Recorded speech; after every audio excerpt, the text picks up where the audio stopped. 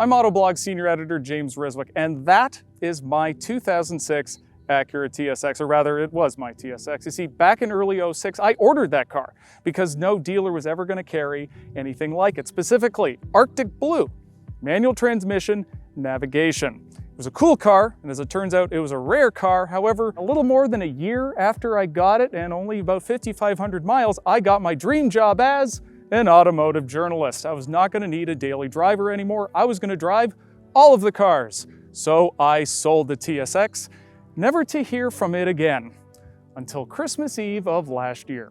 That is when I got an Instagram message out of the blue from someone named Tyson Hugie, and I'll let him take the story from here. I'm an Acura brand aficionado. They call me an Acura addict. I've been a fan of Honda and Acura products since the late 90s. I got my driver license and promptly sought out an '89 Prelude. So whenever I come across or learn of a particularly rare model, it kind of stays with me for a long time. So fast forward roughly to 2011, Acura threw a big red carpet party for me when I rolled 500,000 miles in a Legend.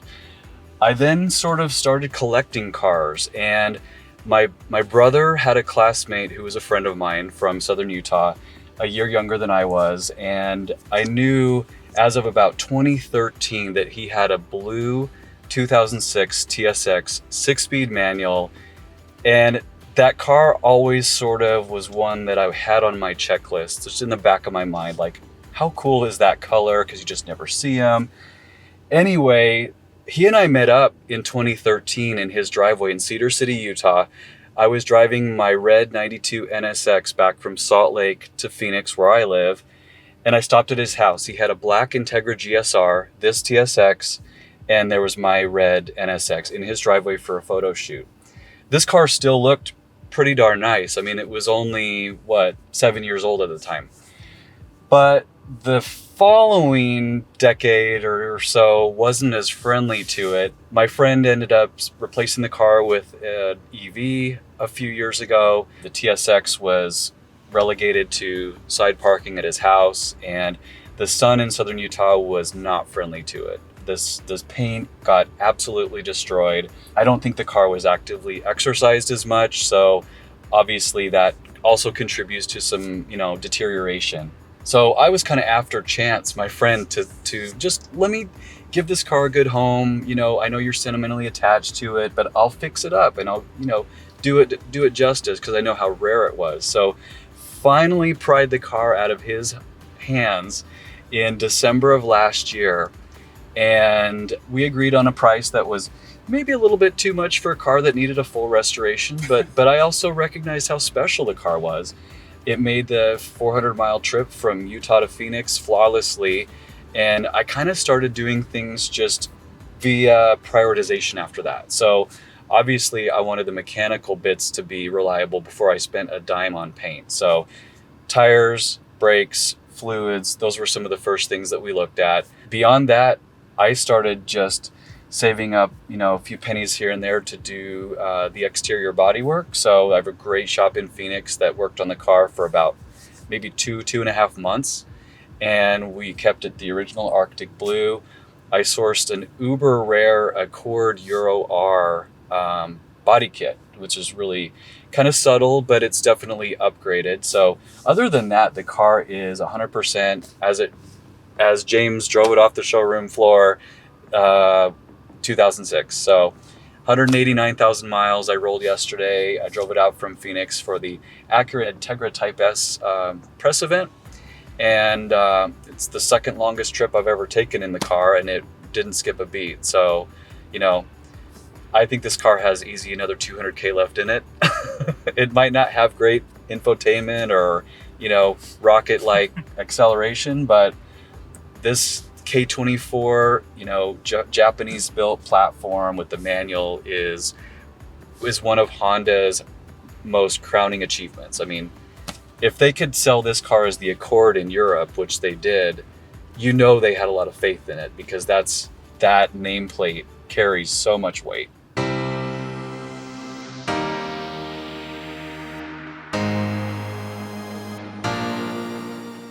So Tyson has so kindly let me drive my old TSX for the weekend, and I've driven it a fair bit at this point.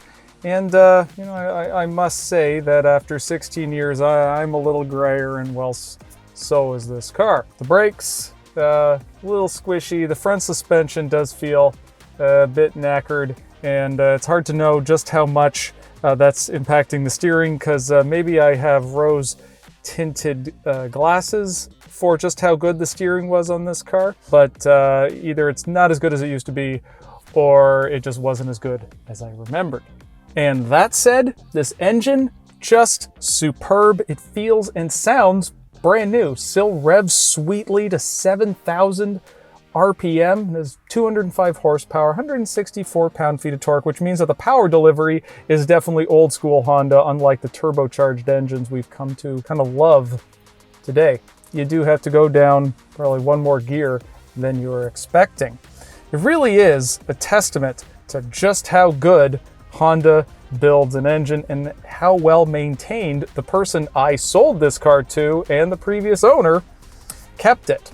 The other thing I want to talk about is this manual transmission. It is just utterly fantastic. Couldn't be easier to shift. It feels exactly the same way it did when new, and Tyson didn't do anything to this gearbox.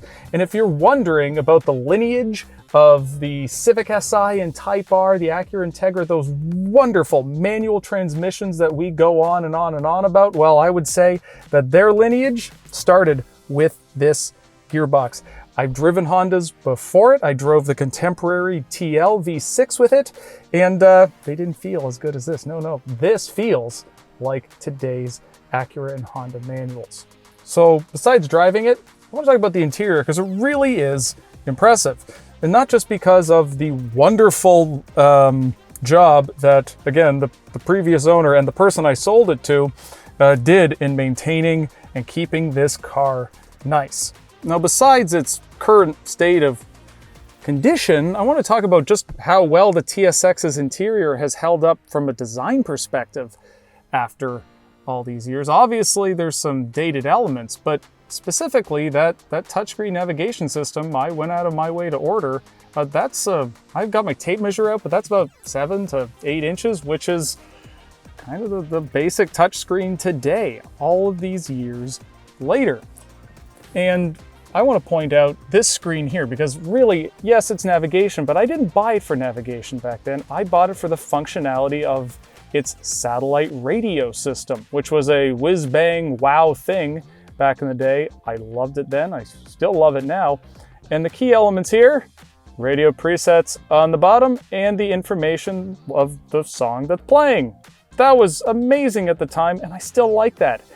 Any audio interface today that doesn't have those two key elements on the screen at once, I get annoyed at. The other thing is physical menu buttons, and as well as a tuning knob and a volume knob.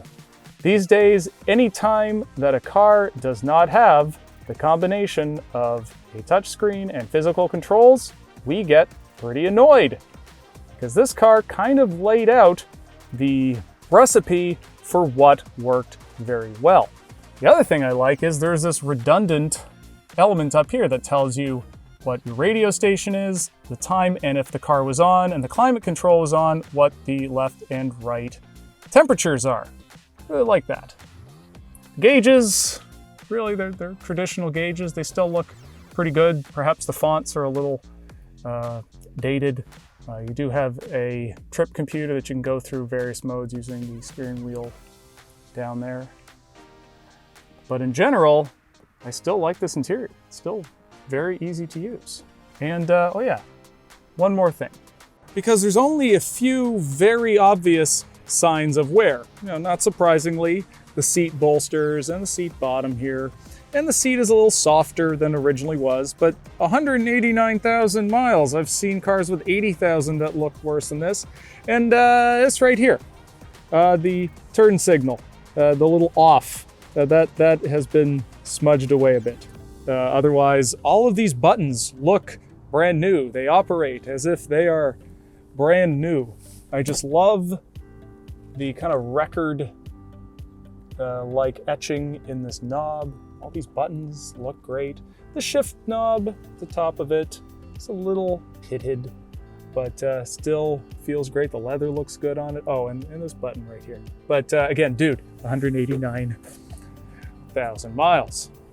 So that is the story of how I was reunited with an old automotive friend and how that friend has held up in more ways than one over the years. This truly has been a once-in-a-lifetime, truly special experience, and I guarantee you that everyone watching this has some old automotive friend they would love to be reunited with. And I sure hope for your sake there's a Tyson Hugie out there who's gonna snap up your car and restore it to its former glory, because it really is something cool. So I'm gonna go drive it a few more times before giving it back to Tyson. Seriously, thanks, buddy.